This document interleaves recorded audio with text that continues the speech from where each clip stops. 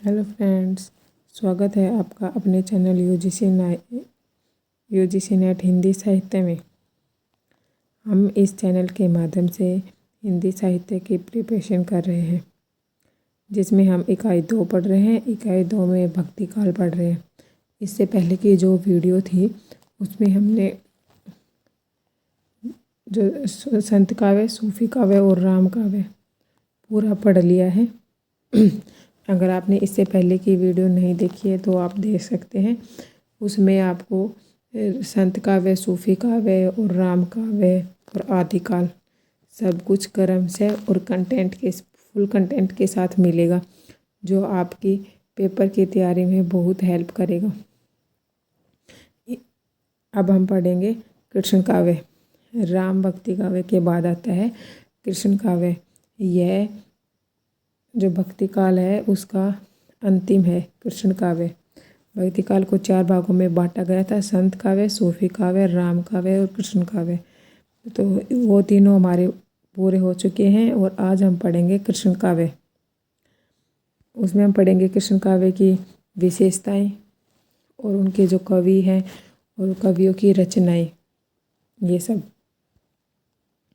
तो सबसे पहले हम पढ़ेंगे कृष्ण काव्य की विशेषताएं कि कृष्ण काव्य की क्या क्या विशेषताएं थी। पहली है कि कृष्ण भक्ति की चर्चा सर्वप्रथम वैदिक काल में पाई जाती है और ऋग्वेद में कृष्ण का उल्लेख मिलता है।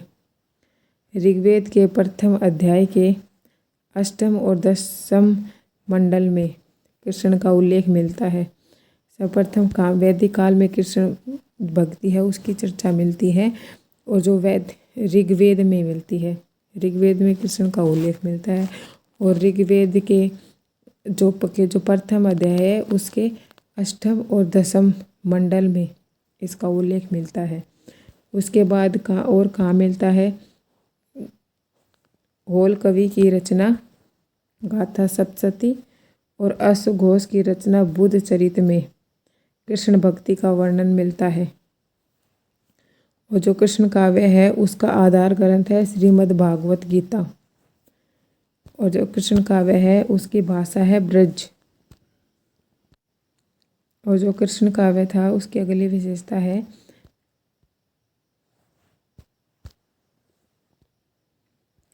कि कृष्ण काव्य के कवियों का वर्णन विषय था कृष्ण की लीलाओं का वर्णन। कि जो जितने भी कृष्ण काव्य था उन्होंने जितनी भी रचनाएं करी है उन्हीं सब रचनाओं का विषय रहा है कृष्ण की लीलाओं का वर्णन करना। और इन जो कवि थे इसमें अधिकतर जो रचनाएं थी वो मुक्तक काव्य में हुई थी। जो हमने राम काव्य पढ़ा था उसमें मुक्तक और प्रबंध दोनों तरह के काव्य रचनाएं की गई थी, पर जो कृष्ण काव्य थे उसमें अधिकतर जो रचनाएं थी वो मुक्तक काव्य थी।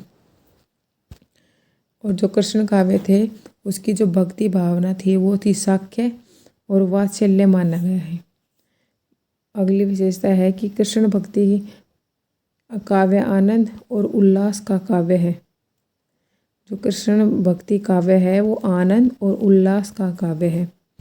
उसके बाद है या कृष्ण को विष्णु का अवतार माना गया है। और कृष्ण काव्य में जो प्रकृति थी उसका वर्णन आलंबन में कम और उद्दीपन में अधिक हुआ है। आलंबन में कम और उद्दीपन रूप में ज़्यादा हुआ है। उसके बाद है अष्टछाप कवि। वल्लभाचार्य के पुत्र विठलनाथ ने 1565 ईस्वी में अष्टछाप की स्थापना की थी।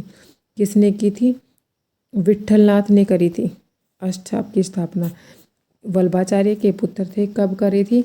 1565 ईस्वी में। तो अष्टछाप से हर बार क्वेश्चन बनता है, नेट के पेपर में भी बनता है और टीजीटी पीजीटी के पेपर आते हैं उनमें भी बनता है। तो अष्टछाप की स्थापना किसने करी थी? विठलनाथ ने करी थी। कब करी थी? 1565 ईस्वी में की थी। और अष्टछाप में 8 कवियों को शामिल किया गया था, जिसमें तो 4 थे वल्लभाचार्य के शिष्य थे और 4 विठलनाथ के शिष्य थे। और ये जो 8 शिष्य थे ये श्रीनाथ के मंदिर, श्रीनाथ की लीलाओं में अतरंग सखा के रूप में सदैव रहते थे। इसी कारण इन्हें अष्टसखा भी कहा जाता है। जो अष्टछाप के जो कवि थे वो पुष्टि मार्ग से दीक्षित थे। उसके बाद है कि अष्टछाप का श्री हरिरास की भाव प्रकाश नामक ग्रंथ में वर्णन मिलता है। जो अष्टछाप है उसका वर्णन कहाँ मिलता है? श्री हरिरास की जो रचना है भाव प्रकाश, उसमें अष्टछाप का वर्णन मिलता है। अब वल्लभाचार्य के जो 4 शिष्य थे वो और विट्ठलनाथ के जो 4 शिष्य थे वो हम याद करेंगे और ट्रिक के साथ याद करेंगे। तो वल्लभाचार्य के पहला जो शिष्य है वो कुंभन दास है। कुंभन दास का जन्म कब हुआ था? 1468 ईस्वी में। और जन्म स्थान क्या है इसका? इनका जमुनावती। दूसरे नंबर पे है सूरदास। सूरदास का जन्म कब है? 1478 ईस्वी। कहाँ हुआ था? सीही में। तीसरा है परमानंद दास, 1493 ईस्वी में। जन्म स्थान कन्नौज। कृष्णदास, कृष्णदास का जन्म 1496 ईस्वी में। कहाँ पे हुआ था? चिलोत्रा में। तो हम इनको कैसे याद करेंगे? वल्लभाचार्य, वल्लभा से को बल्ला बनाएंगे, बल्ला। ठीक है। उसके बाद कुंभन दास, कुंभ का मेला, सूरदास, परमानंद और कृष्ण। अब हम कैसे करेंगे कि बल्ला खेलकर कुंभ के मेले में जाते हैं। कौन जाते हैं? सूरदास। वहाँ पे उन्हें बहुत आनंद आते हैं और वहाँ पर जाके वो कृष्ण के दास बन जाते हैं। कि बल्ला खेल के कुंभ के मेले में जाते हैं सूरदास, वहाँ पर उन्हें बहुत आनंद आता है, परम आनंद आता है, तो वहाँ पे वो कृष्ण के दास बन जाते हैं।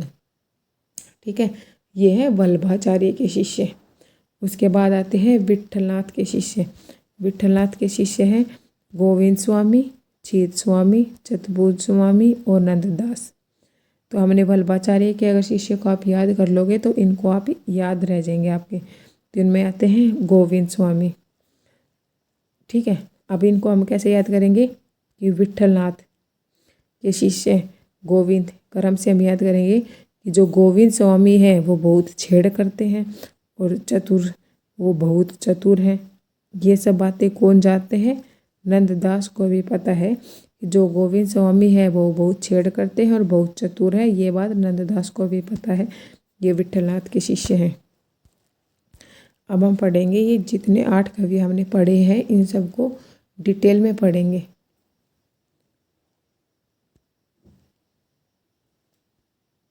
इसमें सबसे पहले आते हैं कुंभन दास। कुंभन दास का जन्म कब हुआ था? 1468 ईस्वी में। इनकी मृत्यु 1583 ईस्वी में। और ये जो अष्टछाप के जो कवि थे उनमें ये सबसे बड़े थे, वरिष्ठ थे। और कुंभन दास अकबर के निमंत्रण पर फतेहपुर सीकरी गए थे, जहाँ विरोध होने के कारण इन्होंने कहा था कि संतन को कहाँ सीकरी सौ काम, आवत जात पनहिया टूटी, बिसर गयो हरि नाम। कुंभन दास कहाँ गए थे? अकबर के निमंत्रण पर फतेहपुर सीकरी गए थे, जहाँ पर इनका विरोध हुआ था, तब इन्होंने ये कहा था। और कुंभन दास ने 1492 ईस्वी में वल्लभाचार्य से दीक्षा ग्रहण की थी। कुंभन दास के कब करी थी? 1492 ईस्वी में दीक्षा ग्रहण करी थी।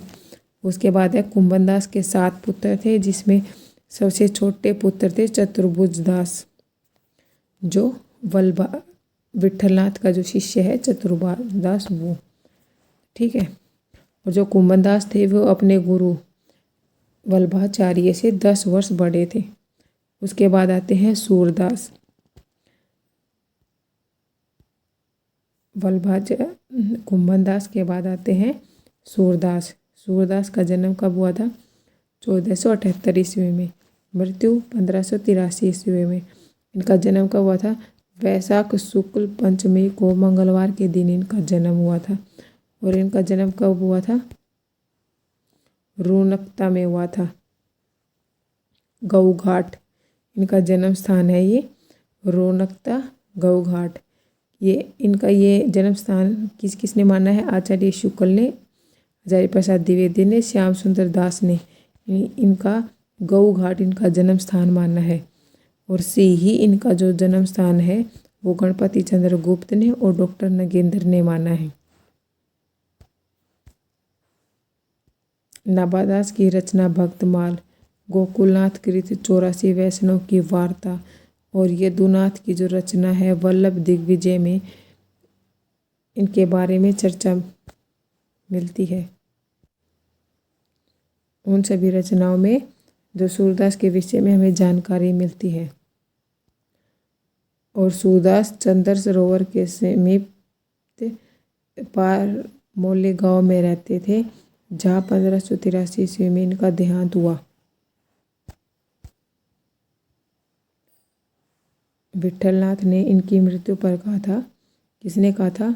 विठलनाथ ने, कि पुष्टि मार्ग को जहाज जावत जात है, जाको कछु लेना हो सो ले। ये किसने कहा था? विठलनाथ ने कहा था सूरदास के बारे में।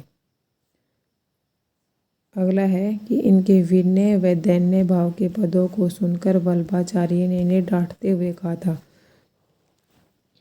कि पहले ये विनय और दैन्य भाव के पद लिखते थे, जिनको सुनकर वल्लभाचार्य ने इन्हें डांटा था। और क्या कहा था? सूर हो के ऐसो गिज्ञात काहे को हो, कछु भागवत लीला वर्णन करी। उसके बाद इन्होंने कृष्ण भक्ति काव्य करने आरंभ करे थे। और ये वल्लभाचार्य से 10 दिन छोटे थे। इनके जो शिष्य थे वल्लभाचार्य, उनसे ये सूरदास 10 दिन छोटे थे। सूरदास की जो भाषा थी वो ब्रज थी और इनकी शैली थी क्लासिक और शास्त्रीय। इनके पिता थे रामदास, ये किनके समकालीन थे? अकबर के समकालीन थे। और जो सूरदास थे उन्होंने 6 वर्ष की आयु में गृह त्याग कर दिया था।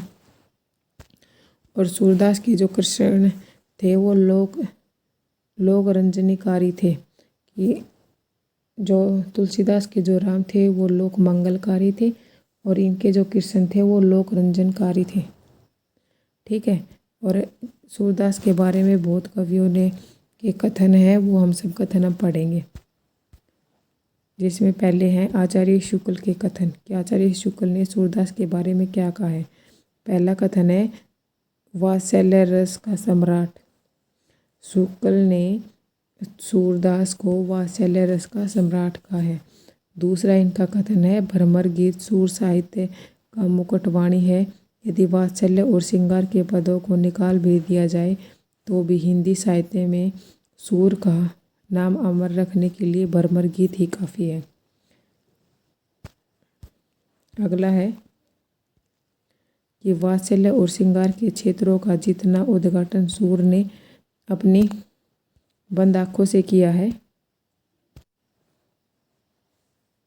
उतना किसी और कवि ने नहीं किया है। इन क्षेत्रों का सूर कोना कोना झाँक आए थे। इनका चौथा जो कथन है सूरदास के बारे में आचार्य शुक्ल का, वो है सूरदास की रचना में संस्कृत की कोमलकांत पदावली और अनुप्रासों की वह छटा नहीं है जो तुलसीदास की रचनाओं में दिखाई देती है। उसके बाद सूरदास के बारे में कथन है वियोगी हरि का। वियोगी हरि ने कहा है कि वात्सल्य का दूसरा नाम सूर है। सूर और वात्सल्य में घनिष्ठ संबंध है। वियोगी हरि ने क्या कहा है कि वात्सल्य का दूसरा नाम ही सूर है और सूर और वात्सल्य में घनिष्ठ संबंध है। उसके बाद आचार्य प्रसाद द्विवेदी ने कहा है सूर जब अपने विषय का वर्णन करते हैं तो मानो अलंकार शास्त्र हाथ जोड़कर उनके पीछे दौड़ता है और रूपकों की वर्षा होने लगती है। क्या कहा है आचार्य प्रसाद द्विवेदी ने कि सूरदास जब अपने विषय का वर्णन करते हैं तो मानो अलंकार शास्त्र उनके हाथ जोड़कर उनके पीछे दौड़ता है, रूपों की बारिश होने लगती है, उपमाओं की बाढ़ आ जाती है और संगीत के प्रवाह में कवि स्वयं बह जाता है। ये कथन किसका है? आचार्य प्रसाद द्विवेदी का।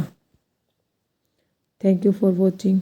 आपको वीडियो अच्छी लगे तो लाइक शेयर एंड सब्सक्राइब करें।